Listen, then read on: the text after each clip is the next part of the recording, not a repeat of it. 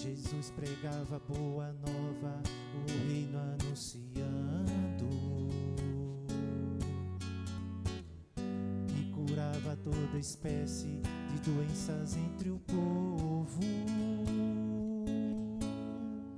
Aleluia, aleluia, aleluia, aleluia, aleluia, aleluia, aleluia, aleluia.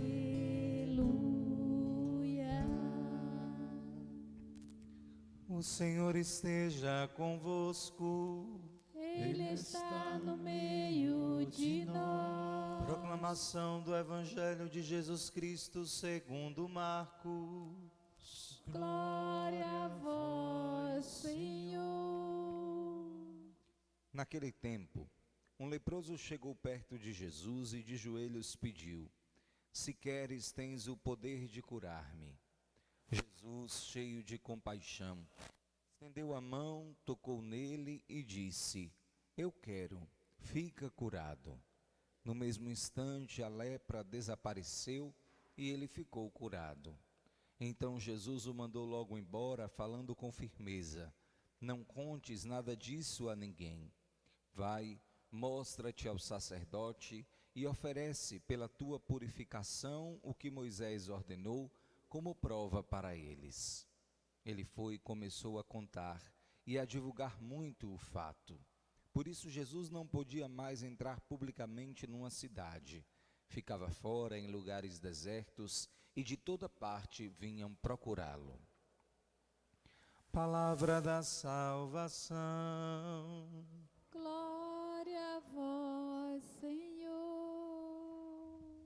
Reverendíssimo Padre José Alain, queridos irmãos e irmãs, em nosso Senhor Jesus Cristo, nós estamos vivendo o 6º domingo do tempo comum e encontramos na liturgia de hoje uma sequência de curas realizadas por Jesus, especialmente cura da doença da lepra. É importante nós sabermos que dentro de um contexto histórico, a lepra era naquele período algo abominável, porque aquele que estava leproso poderia muito facilmente passar aquela situação de doença para muitos de uma maneira rápida. Não havia, evidentemente, um tratamento eficaz. Então aqueles que estavam leprosos tinham, inclusive do ponto de vista físico, uma realidade extremamente, me permita usar esta palavra, nojenta, porque na medida em que a pele se ia consumindo e apodrecendo, até mesmo os membros do corpo começavam a cair, a orelha, o pedaço do nariz, e então existia uma espécie de política pública, não sei que nome dar por causa do contexto histórico, que isolava aquelas pessoas num único lugar, distantes das cidades, isoladas. Elas não poderiam ser incluídas dentro da sociedade, porque representavam um risco social do ponto de vista sanitário. Parece até um pouco com aquilo que nós temos vivido em nossos dias com relação à pandemia. Então, nós nos perguntamos a razão pela qual, em todos os evangelhos, Jesus apresenta uma preferência na cura pelos leprosos. Nós encontramos Jesus curando cegos. Em medida menor, nós encontramos Jesus ressuscitando mortos. Nós encontramos milagres das mais diversas naturezas, mas numericamente falando, Jesus sempre prefere curar os leprosos. Tem uma compaixão especial por eles. Tem um olhar que se dirige a eles, que chama a atenção em toda a Sagrada Escritura, sobretudo nos Evangelhos. E hoje, de modo especial, tanto a primeira leitura como o Evangelho que nós escutamos, Jesus dá essa atenção aos leprosos. E qual é a razão? da preferência de Jesus por aqueles que viviam nesta situação tão triste da experiência dolorosa de conterem a doença da lepra. As razões são duas. A primeira razão se dá por um motivo teológico. Jesus, na medida em que cura, manifesta o seu poder e mostra a todos que Ele é o Senhor das coisas temporais e das coisas espirituais. Curar os leprosos, portanto, tem uma razão teológica que faz parte da missão de Jesus, na medida que revela a que Ele veio, cumprindo as antigas profecias, de que libertaria os cativos, de que expulsaria os demônios e de que curaria os enfermos.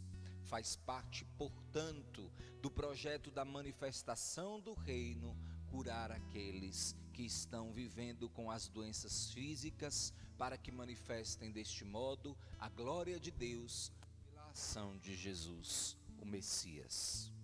Mas existe uma outra razão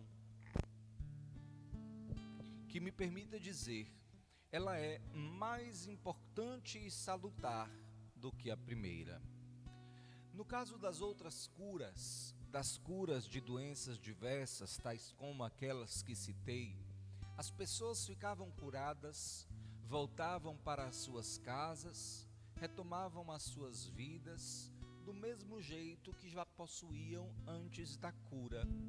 Vou dar um exemplo muito claro. Um cego naquela época, apesar de não enxergar, podia obter o convívio social. Alguém que tinha algum tipo de paralisia, na mesma medida, tinha um convívio social com seus familiares.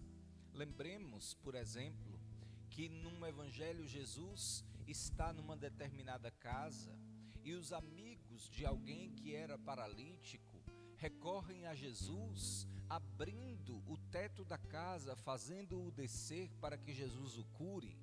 Isso significa dizer que ele estava no meio da sociedade, entre os irmãos, levando uma vida social quase que comum, apesar da própria deficiência. No caso dos leprosos, Jesus tinha um outro interesse. Jesus queria manifestar uma outra mensagem. Eu vim não somente para curar o vosso corpo, mas para devolver a vossa dignidade. Eu vim não somente para que vocês não sintam dores, para que as feridas não sejam mais fétidas, para que não estejam mais nessa situação dolorosa do ponto de vista físico e corporal, mas para que possais ser incluídos entre o povo de Deus e receberem novamente o convívio dos santos entre todos os homens e mulheres desta terra, porque para Deus não há distinção entre gregos e judeus. Porque para Deus não há distinção entre ricos e pobres. Porque para Deus não há distinção, atualizando esta palavra de um modo muito eficiente, entre negros, brancos e índios, entre héteros e homossexuais. Para Deus não há diferença entre aqueles que estão vivendo de um modo salutar do ponto de vista aparente, mas vivem as próprias fraquezas com uma luta constante por transformação interior. Jesus queria devolver àquelas pessoas a dignidade que lhes tinha sido tirada. E era exatamente o que fazia o Senhor. Curava os leprosos e pedia o seguinte: agora que vocês estão curados, cumpram o mandamento religioso, o que desconstrói a ideia de que a dignidade devolvida por Jesus dispensa a dimensão religiosa. É o contrário. Jesus curou os leprosos e disse: ide ao sacerdote, mostrai que estáis curados para cumprir a lei, e sede inseridos para a glória de Deus, de novo, na religião e no meio da sociedade. E assim eles procediam e eram reinseridos dentro do contexto social, como que colocados de novo numa condição humana digna. Meus irmãos, hoje, graças a Deus, nós conseguimos erradicar a lepra. Nós conseguimos fazer com que essa doença seja quase que invisível e tenha cura. Mas existem tantas outras lepras que ainda adoecem o povo de Deus e a nossa sociedade. Existem ainda tantas outras lepras que vão estabelecendo não mais estes sanatórios que existiam naquela época, que na verdade não eram sanatórios, apenas isolamentos, uso o termo para que você compreenda. Mas são tantas as lepras que nos dividem em categorias de mais santos e de mais pecadores, de mais justos e de injustos, de repreensíveis e de irrepreensíveis, de pobres e de ricos, de negros e de brancos. Nós precisamos aprender com a mensagem de Jesus que existem outras duas dimensões que precisam ser vividas por nós de um modo intenso e inteligente. Vou dizer quais são elas. A primeira é nós irmos ao encontro das pessoas para levá-las à cura das próprias dores. Quantos de nossos irmãos não vêm à igreja porque se sentem pecadores demais, porque nós apresentamos a imagem de uma religião onde elas não são bem-vindas, onde eles não são bem-vindos? Quantas pessoas, por causa de qualquer condição que seja, temem estabelecer com Deus uma relação, porque parece que o Senhor é aquele juiz que está vigiando-nos o tempo inteiro para nos pegar em algum erro e oferecer-nos imediatamente um juízo de condenação. Nesse sentido, volto ao ponto da inteligência. Precisamos aprender a anunciar o querigma de Deus, a levar aos homens em nome de Jesus a cura de suas enfermidades interiores, de modo que elas entendam que antes de tudo são amadas por Deus, são queridas por Deus, são desejadas por Deus, de modo a fazê-las entender que o Senhor espera ansiosamente a sua presença entre os eleitos, porque Ele que dignifica as pessoas, deseja que elas sejam incluídas entre os seus. E o segundo ponto, mostrar que é exatamente esse amor que nos compromete a uma transformação de vida. Na medida em que somos curados, nós temos condições de transformar a nossa conduta. Não significa dizer, disse Jesus, que estar curado e receber o amor de Deus nos deve colocar numa condição de conforto. Deus me ama, me perdoa, que bom, obrigado, eu vou viver agora do jeito que quiser. Afinal de contas, dizem alguns, Jesus andava com leprosos, com prostitutas, com toda espécie de pessoas. É verdade. E depois dizia, vá e não tornes a pecar. E depois dizia, vá, se apresente ao sacerdote. Nós precisamos entender a pedagogia de Jesus. Apresente primeiro na sua evangelização o amor de Deus, para que o amor de Deus seja o princípio de cura, para que o amor de Deus seja o princípio do exercício da religião, para que este amor, experimentado na carne, dignifique e inclua, não sem compromisso, mas com um compromisso que não se torna fardo, porque é repleto e pleno de amor, de um Deus que não julga e não oprime, mas que transforma na medida em que dele nos aproximamos para experimentar a sua presença salvífica, santificadora, curadora, transformadora.